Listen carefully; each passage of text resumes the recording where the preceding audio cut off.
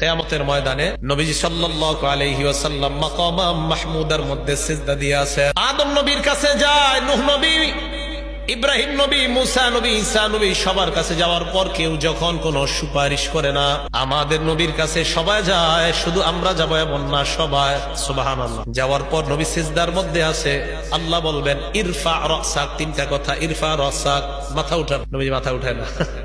প্রথমে বললেন ইরফা রাসাক, মাথা উঠান, ওইভাবে আছে। দ্বিতীয় নম্বরে বললেন সাল তু'তা, আপনি যা চান আমি আপনাকে তাই দিমু। তিন নম্বরে বললেন ওয়াশফা তুশাফা, হাবিব আপনি সুপারিশ করেন, যেই কোনো সুপারিশ করেন আমি কবুল করার ওয়াদা করলাম। নবী বলেন ফারফাউ রাসি, এরপর আমি মাথা উঠাবো। চিন্তা করেন, মাথা উঠাইয়াই বলবে আল্লাহ ইয়া রব্বি উম্মতি, ইয়া রব্বি উম্মতি। মাথা উঠায় বলবে আমার রব, আমার উম্মত, আমার উম্মত। মাথা উঠায় বলবে আল্লাহ আমার উম্মত, আমার উম্মত।